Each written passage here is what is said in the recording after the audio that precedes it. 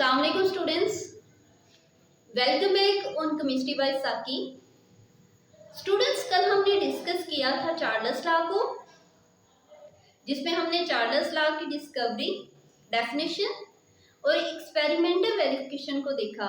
इसके अलावा mathematical derivation को भी डिस्कस किया। आज हम बात करेंगे एब्सोल्यूट ज़ीरो की।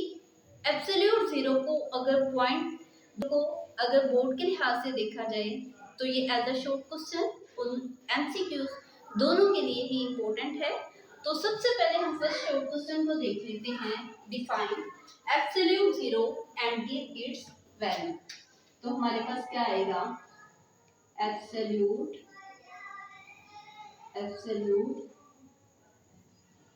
ज़ीरो। एब्सोल्यूट ज़ीरो की डेफिनेशन क्या आएगी? हमने क्या डिस्कस किया था? वॉल्यूम डायरेक्टली प्रोपोर्शन है टेम्परेचर की। मींस वॉल्यूम जब इंक्रीज होगा तो टेम्परेचर भी इंक्रीज होगा, वॉल्यूम डिक्रीज होगा तो टेम्परेचर भी क्या होगा? डिक्रीज होगा। ऐसा टेम्परेचर जहां पे वॉल्यूम क्या हो जाए? जीरो हो जाए, तो उसे हम क्या देंगे? ऐसे टेम्परेचर को हम क्या नेम देंगे? Absolute zero. तो एब्सोल्यूट जीरो की डेफिनेशन देख लेते हैं।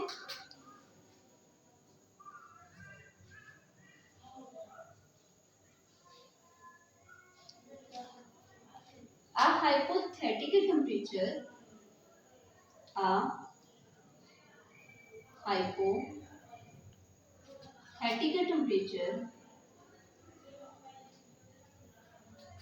temperature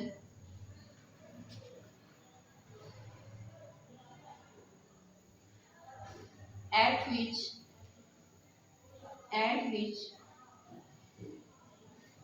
volume become zero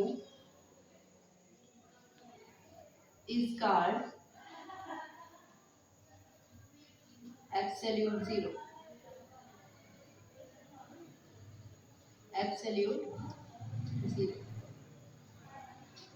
A hypothetical temperature यानी ऐसा टेम्परेचर जिसे हम एज्यूम कर रहे हैं जो पॉसिबल नहीं है। एट विच वॉल्यूम बिकम जीरो, ऐसे हाइपोथेटिकल टेम्परेचर पे जहां पे वॉल्यूम जीरो। एब्सोल्यूट जीरो की वैल्यू क्या होगी? नेक्स्ट हेडिंग क्या आएगी? वैल्यू।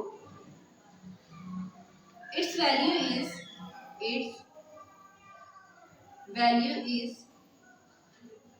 इज माइनस 273.16 सेल्सियस और 0 केल्विन। स्टूडेंट्स, ये फर्स्ट क्वेश्चन हमारा कंप्लीट हुआ। Define absolute zero and give its value. दूसरा शॉर्ट क्वेश्चन क्या है? Give quantitative definition of Charles law. Charles law की क्वांटिटेटिव डेफिनेशन को हम डिस्कस करेंगे। तो नेक्स्ट हम बात करते हैं क्वांटिटेटिव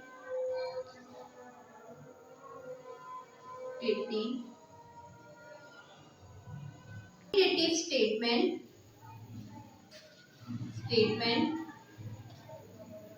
ऑफ चार्ल्स लॉ।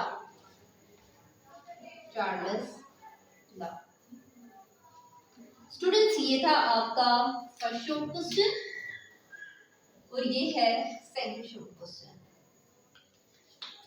अगर इसमें एमसीक्यूज देखा जाए तो ये एमसीक्यूज के ख्याल से एमसीक्यूज में आ सकता है। क्वांटिटेटिव स्टेटमेंट चार्ल्स लॉ क्या होगी?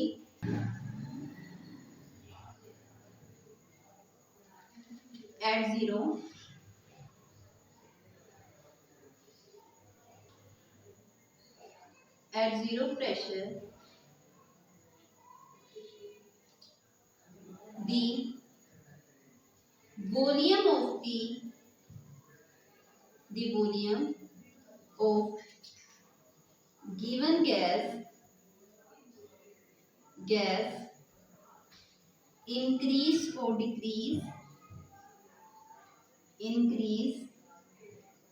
decrease by 1/273 of its its original volume at 0 Celsius of every 1 Celsius rise or fall of temperature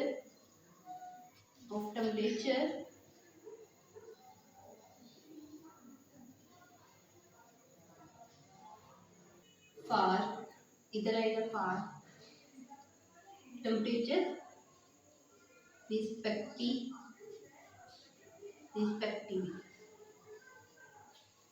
जिस स्टूडेंट्स इस स्टेटमेंट का मतलब क्या होगा, एट जीरो प्रेशर यानी प्रेशर जब जीरो हो, the volume of the given gas, जो गैस हमें गिवन है उसका वॉल्यूम इंक्रीज हो या डिक्रीज हो, कितना इंक्रीज या डिक्रीज हो, 1/273 ऑफ इस ओरिजिनल वॉल्यूम, यानी ओरिजिनल जितना गैस का ओरिजिनल वॉल्यूम है उससे उसी गैस का जो वॉल्यूम है 1/273 इंक्रीज या डिक्रीज होना, कि जो वॉल्यूम पे 0 सेल्सियस से जब टेम्परेचर हो जाए 1 सेल्सियस में, तो उसे हम क्या कहेंगे, quantitative statement of Charles law. हम मैथमेटिकली इसकी जो इक्वेशन को देख लेते हैं, उसके बाद फिर डेफिनेशन को डिस्कस करते हैं। तो हमारे पास क्या आएगा, जनरल इक्वेशन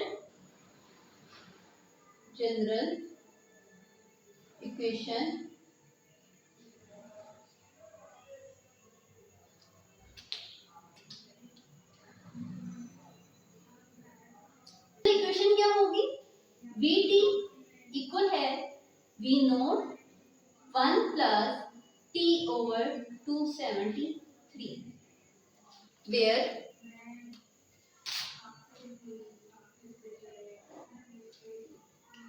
Vt क्या है,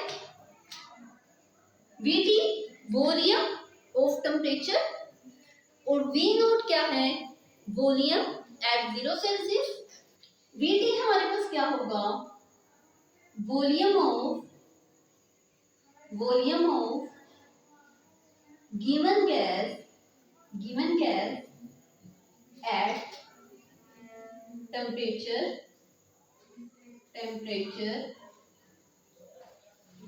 T,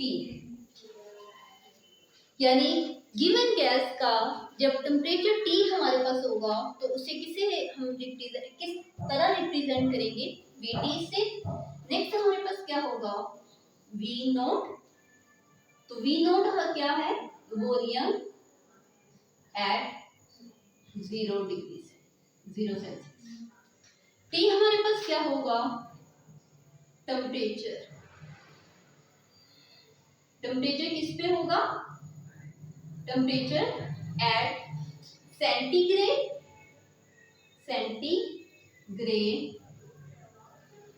और सेल्सियस स्केल। अच्छा स्टूडेंट्स, यहाँ पे एक कंसेप्ट आपका क्लियर होना चाहिए कि अगर जो टेम्परेचर है उसको हम इंक्रीज कर रहे हैं 0 सेल्सियस से 1 सेल्सियस में, तो इस पे टेम्परेचर कितना होगा। तो जाहिर बात है जैसे ही हम लोग क्या करेंगे, वो टेम्परेचर को इंक्रीज करेंगे तो वॉल्यूम भी क्या हो जाएगा, इंक्रीज हो जाएगा। तो जो वैल्यू हमें एमसीक्यूज में गिवन होगी उसको इस फॉर्मूला के अंदर पुट करके हम उसका करेक्ट आंसर निकाल लेंगे। चार्ल्स लॉ ओबे नहीं करता, यानी चार्ल्स लॉ में हम क्या करते हैं, केल्विन स्केल यूज करते हैं, जबकि सेल्सियस को हम नहीं यूज करते। इसकी क्या रीजन है, इसको हम लोग एग्जाम्पल के तौर पर लेते हैं। फॉर एग्जाम्पल हमारे पास क्या है, किसी भी हम फॉर्मूला फर्स्ट लिख लेते हैं, V1/T1 इक्वल है V2/T2 के। तो यहाँ पे अगर इसका जो वॉल्यूम है इसको हम अज्यूम कर लेते हैं 566 हो, टेम्परेचर क्या हो 10 हो, नेक्स्ट वॉल्यूम क्या हो 746 और टेम्परेचर क्या हो 100 सेल्सियस। स्टूडेंट्स अगर इसको कैलकुलेट हम करें तो ये 2 के इक्वल इसकी वैल्यू नहीं आती। तो नेक्स्ट अगर इसी एग्जांपल को हम क्या करें सेल्सियस में लेने की बजाय केल्विन में करें कि जो टेम्परेचर आपको गिवन है उसमें हम क्या करते हैं केल्विन में आप क्या करते हैं कि जो हमें सेल्सियस में वैल्यू है उसके अंदर प्लस कर देते हैं 273 को, तो हमारे पास वही वैल्यू क्या आ जाती है केल्विन में आ जाती है। अब फॉर एग्जांपल हम लोग क्या करते हैं इसी में दूसरी वैल्यू फिट यहाँ पे हमारे पास क्या आएगा 283, तो यहाँ पे क्या आएगा 373। तो इसको जब हम क्या करते हैं कैलकुलेट करते हैं तो हमारी वैल्यू क्या आ जाती 2। इसका मतलब ये हुआ कि चार्ल्स लॉ की जो स्टेटमेंट है वो ओबे नहीं करती जबकि केल्विन में ओबे करती है। तो दैट्स वाई हम चार्ल्स लॉ में हमेशा उसकी जो वैल्यू है वो केल्विन में लेते हैं।